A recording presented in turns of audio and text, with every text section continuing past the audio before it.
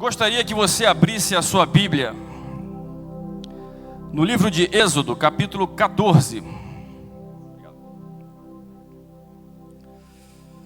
Versículo 10 a 15.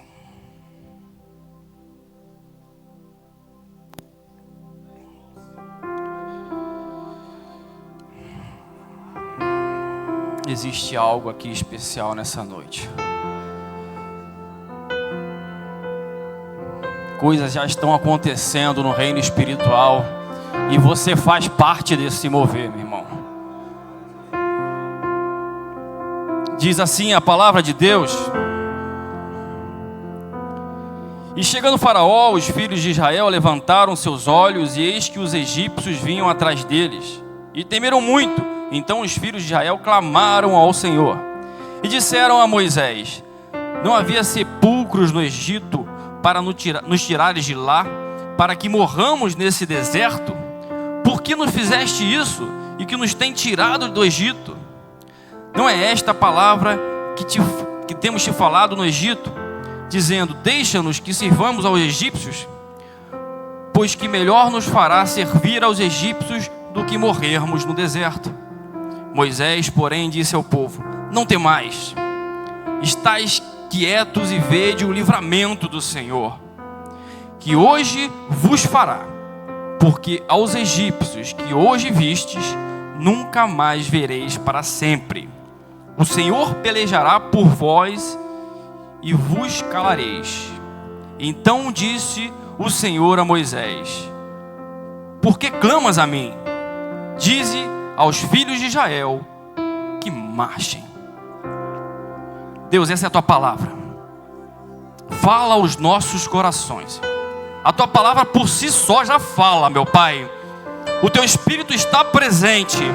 A tua palavra fala que quando dois ou mais estão reunidos no seu nome, tu se faz presente, Senhor. Então, Senhor, opera em nós a tua majestade, em nome de Jesus. Podeis assentar.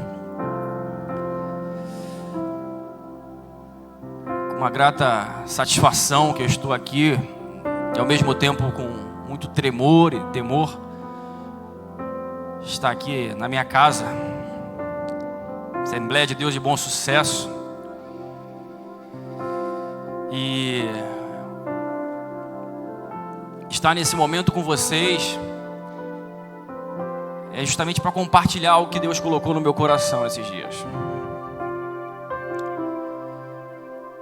Quando a gente lê esse versículo bíblico, a gente percebe que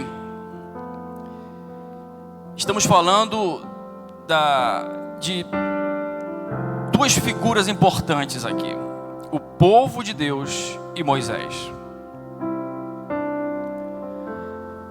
Moisés só existe por causa do povo de Deus. E Deus levantou Moisés por causa do povo dele. Moisés ele foi um homem com três fases distintas na vida dele. Uma fase em que, no momento em que ele era criança, ele foi salvo. A gente conhece a história, né? Foi salvo pela sua mãe, que colocou num barco de junco, e foi recolhido pela filha de Faraó.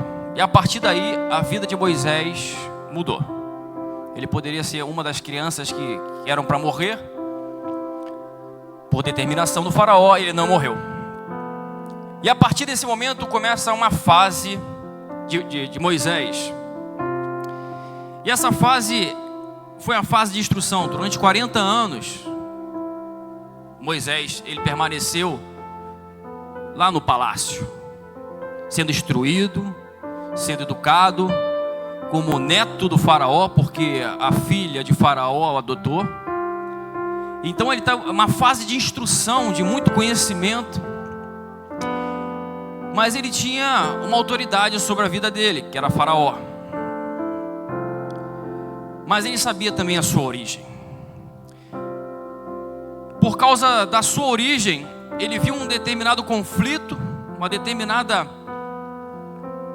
determinado castigo que estava acontecendo no meio do povo, e ele resolveu fazer justiça pelas próprias mãos.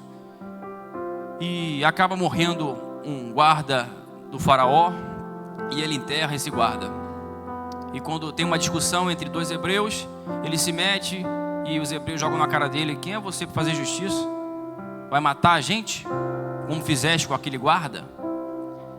E ele fica apavorado e chega aos ouvidos de Faraó, e o Faraó começa a perseguir. E vem o temor ao Faraó. Um dos primeiros pontos que eu gostaria de falar nessa noite é o temor. Temor a Faraó. O que fez Moisés mudar de fase foi temor a Faraó. Muitas das vezes nós estamos, como o salmista, no meio de um campo de batalha, em que a situação está muito complicada, e que ele fala assim: elevo meus olhos aos montes, de onde virá meu socorro?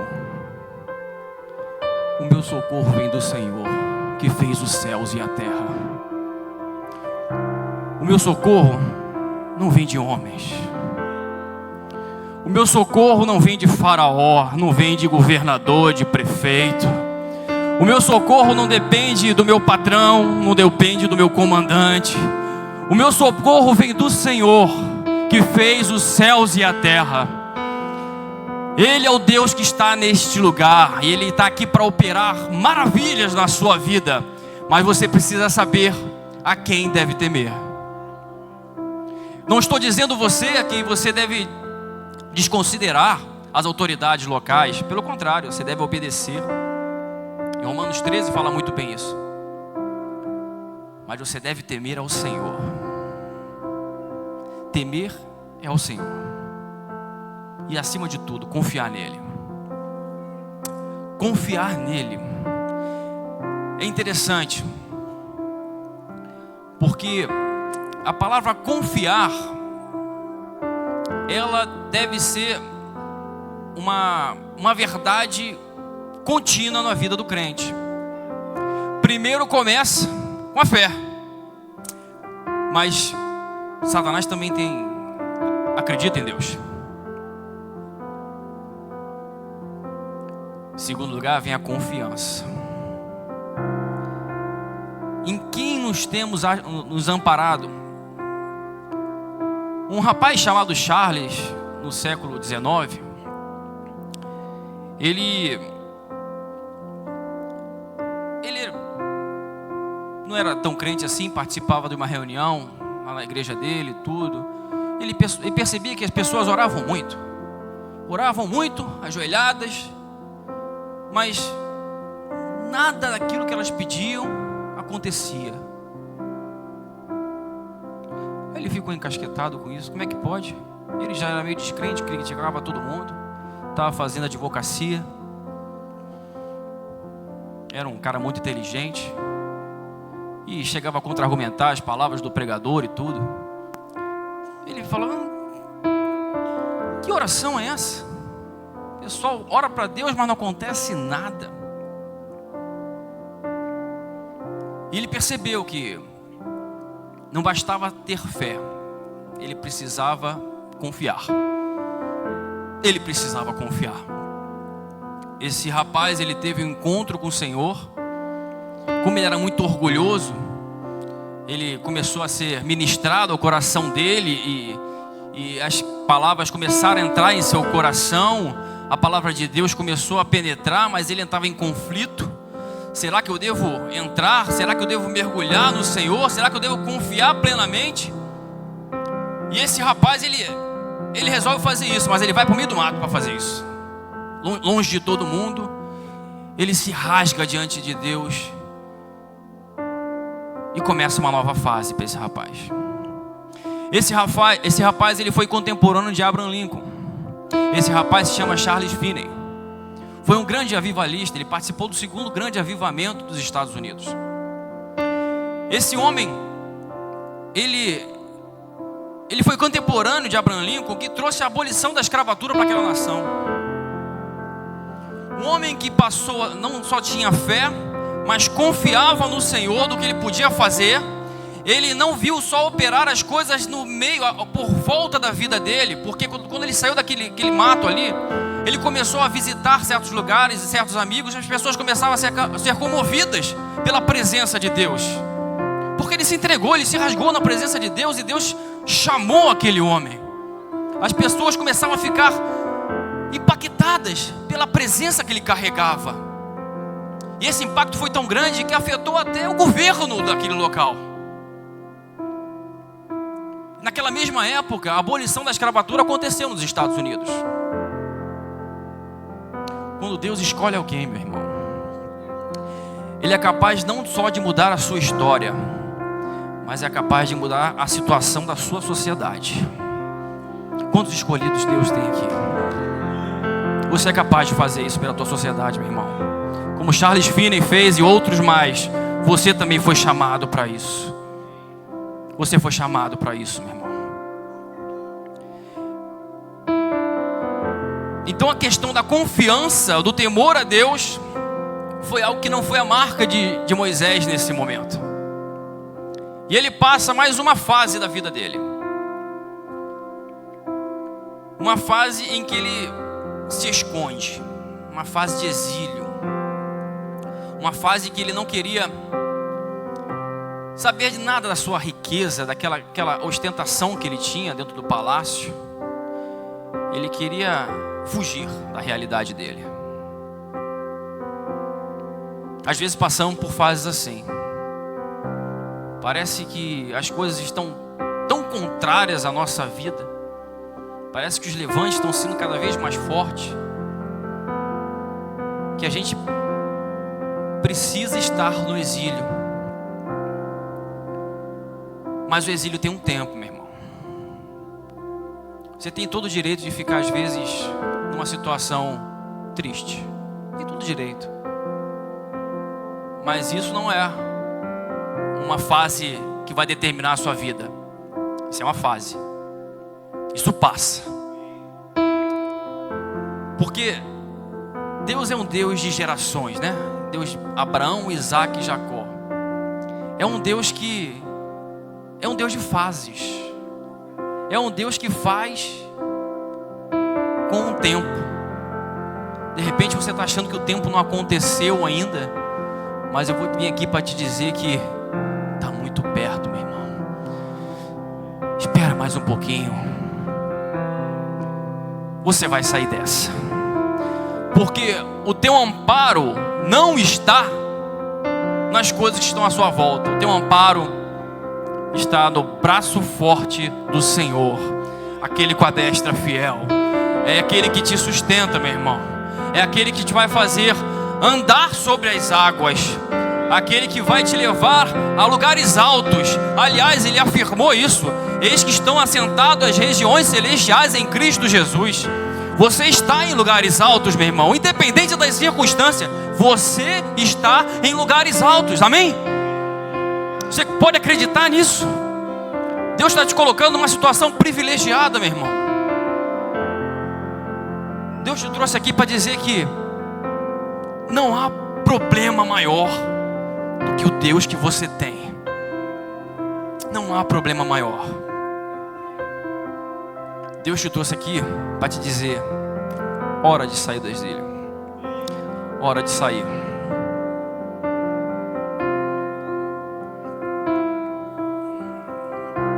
E durante esse período em que Moisés estava mais 40 anos exilado, se escondendo da realidade, durante 40 anos, o clamor do povo de Israel continuava. O clamor do povo de Israel, o gemido do povo de Israel, do sofrimento da escravidão, continuava e chegou aos ouvidos de Deus. Um clamor. Durante 400 anos, aquele povo esteve no Egito, e nesse finalzinho, a situação piorou muito pro lado deles. E nesses 40 anos de Moisés exilado,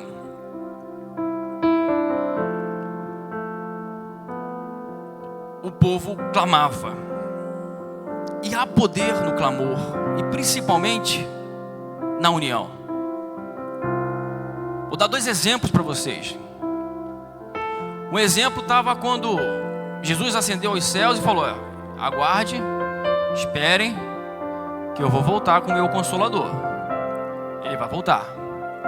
E 120 estavam reunidos. E nessa noite a gente conhece essa história. Eis que veio um vento impetuoso e começou a batizar todos com línguas de fogo. Dali para frente a igreja mudou. Tá? Quer dizer, a igreja nasceu. Através de uma reunião de oração, veio a igreja. E nesse momento em que todos oravam em línguas, alguns começaram a falar determinadas coisas. E está parecendo que o pessoal está meio bêbado. Eis que Pedro, um pescador, uma pessoa que não era mestre da lei, ele resolve levantar e começar a falar com toda a autoridade. E começa a falar da morte de Cristo e falar acusando aqueles que mataram a Cristo. Mas não parou na morte, mas veio a ressurreição do nosso Senhor Jesus Cristo e trouxe uma nova realidade para o reino espiritual. Ele veio para que tivéssemos vida e vida em abundância. E nesse momento em que ele trouxe essa realidade espiritual para aquele povo que estava criticando, 3.000 se converteram ao Senhor. E começa, daí para frente vem mais 5.000. E começa a se expandir para Jerusalém, Antioquia. E começa a ir para a direção de Roma. E começa, aí não param mais. Estamos aqui por causa daquela reunião de oração. Porque Deus prometeu que ia aparecer e trazer seu Consolador. E por causa de um povo que estava reunido, nós estamos louvando o nome do Senhor aqui. Um povo que clamava pela presença de Deus viveu essa manifestação.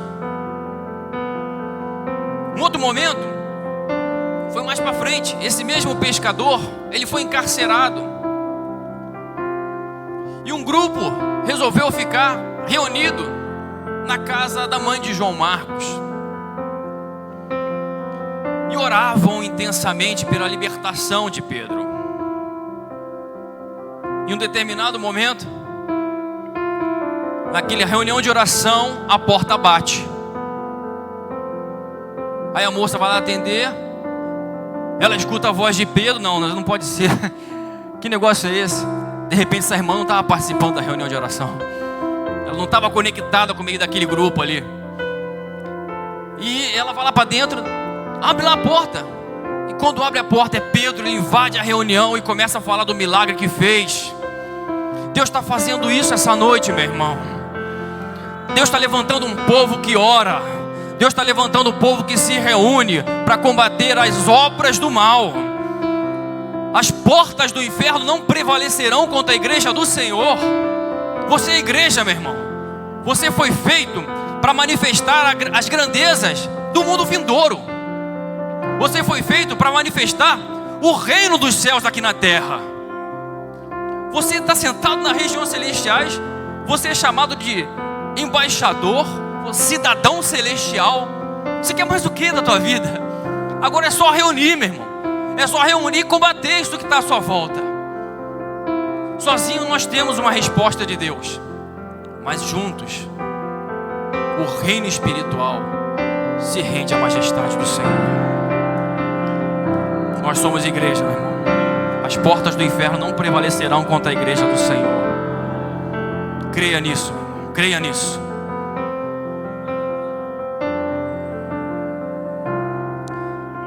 Depois desse momento de clamor, de apelo do povo de Deus, Deus escuta e interrompe o trabalho de Moisés, mostrando-se através de uma sarça ardente. E ele acha estranho aquela sarça não se consumir. E Deus aparece, fala com ele, né? Fala com ele. Eu sou Deus. Tira a sandália dos seus pés, pois o lugar que você está é santo. Quando falamos com Deus é necessário tirarmos nossas sandálias.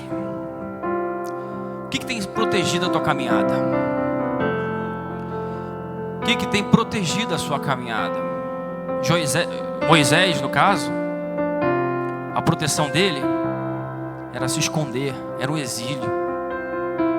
Ele tinha que tirar essas sandálias, meu irmão. Ele tinha que tirar as sandálias para estar no lugar certo com Deus. De repente, a sua situação não é um exílio. De repente, através de uma proteção de uma boa imagem. Não, tem que mostrar que eu sou crente. Tem que mostrar que eu leio a Bíblia. Mostrar que eu oro em voz alta. Eu levanto a mão na hora do louvor. Tem que mostrar. Mas no fundo, tá que nem aquele povo lá que Charles Finney olhava e falava: rapaz, 10 horas não acontecia nada. Mas essa é a realidade do povo lá de fora, porque o povo que está aqui não faz isso não. O povo daqui tem uma imagem, que é a imagem e semelhança do nosso Senhor.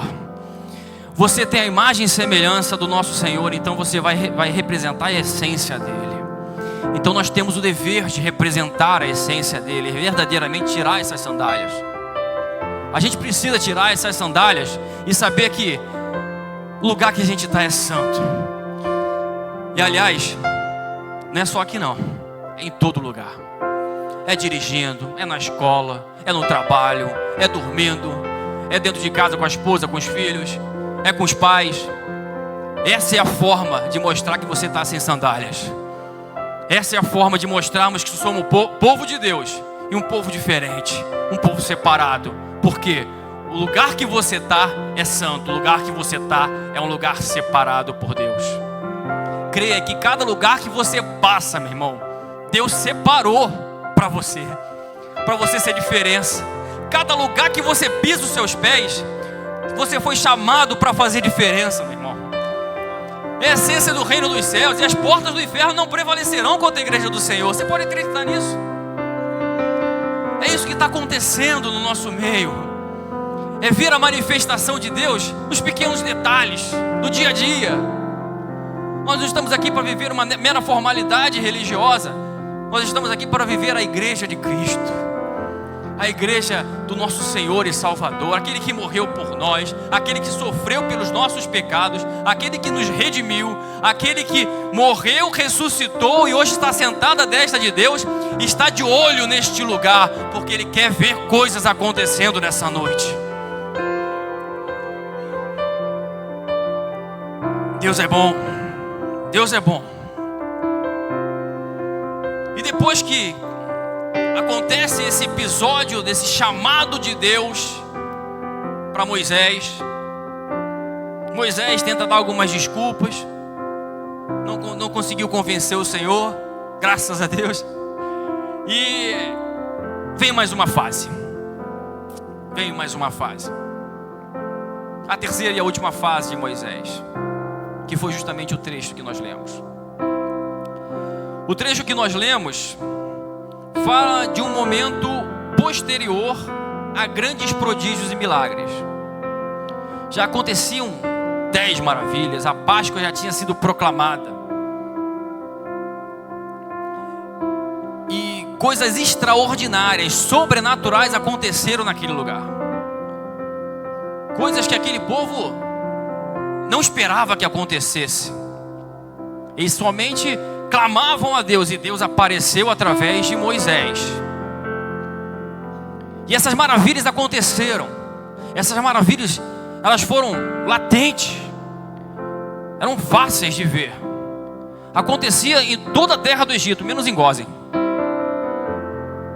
É isso que Deus faz. Aonde você está, que é um lugar santo, não vai ser atingido por crise nenhuma, meu irmão. Você precisa crer nisso.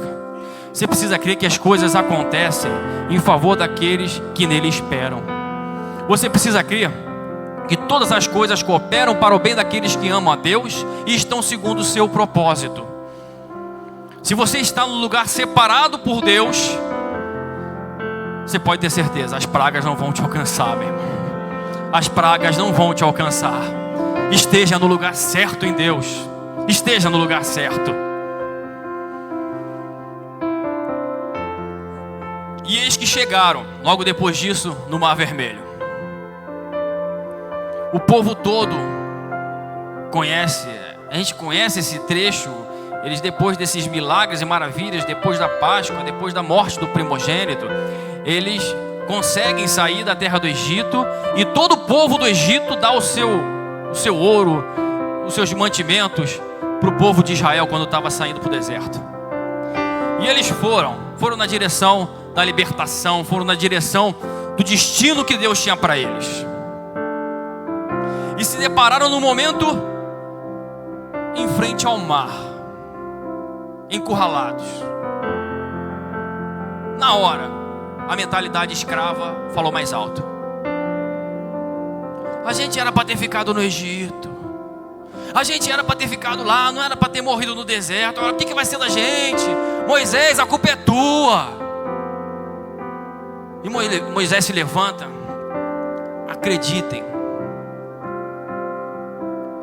Acreditem, nunca mais vereis aqueles egípcios.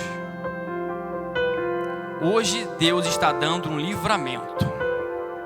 O Senhor pelejará por vós e calareis aqueles egípcios. Moisés, nessa fase da vida, ele não se abateu com as pressões daquelas pessoas que estavam ao lado dele. Às vezes estamos em situações, às vezes perto de pessoas que amamos, perto de pessoas muito próximas, em que acabam tecendo palavras de desânimo, de desespero, de desalento. E se você não tiver um espírito forte, meu irmão, se você não tiver sem sandálias no lugar certo, você vai acabar indo na onda desse povo. Mas Moisés sabia quem era o Deus dele. Ele já estava sendo formado, forjado por Deus nesse instante. Ele já tinha visto milagres e maravilhas acontecendo e falou assim: o Deus que fez isso tudo, o que vai ser o mar na frente da gente? E nesse instante, Deus fala para eles assim: por que clamas a mim? Dize aos filhos de Israel que marchem.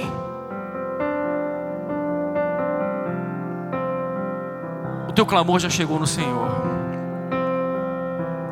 Pode ter certeza, meu irmão. Teu clamor já chegou no Senhor. Se você já está numa posição sem sandália nos pés, na posição que Deus quer que você esteja, o teu clamor chegou no Senhor. Agora o que tem que fazer? Ah, mas tem um mar na minha frente, o que eu vou fazer agora?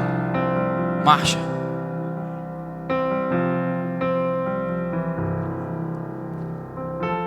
Pedro, mais uma vez, ele estava no barco, na tempestade, aparece lá um fantasma que estava, o pessoal do barco estava achando que era um fantasma, de repente ele percebe que não é um fantasma. E eles perguntam: quem é que está vindo aí? Aí Jesus pergunta: sou eu. Jesus responde: sou eu. Aí Pedro, com a iniciativa dele: Senhor, se é mesmo tu permita, eu te vai ter contigo. Nessa ele bota o pé na água. É para mim um dos momentos mais espetaculares da Bíblia. É ver um homem botar o pé na água e andar sobre ela. Um homem com uma perspectiva natural que nem a nossa, mas com uma fé espiritual extraordinária, sobrenatural, a ponto de a matéria, a física não ter mais explicação nesse instante. É por isso que hoje é noite de cura, hoje é noite de libertação, porque o Deus do impossível, Ele está aqui. O Deus que fez com que Pedro andasse sobre as águas, desafiasse todas as leis da física, é o Deus que faz o câncer cessar. É o Deus que faz o seu filho se converter e voltar para o Senhor. É o Deus que faz maravilhas diante da tua família, diante do teu emprego. Aquele emprego que você estava procurando vai aparecer, porque Deus faz. Deus faz. Você pode acreditar que não tem muita coisa acontecendo ao seu redor, pode estar tudo muito difícil, mas você vai andar sobre as águas, porque você confia nele.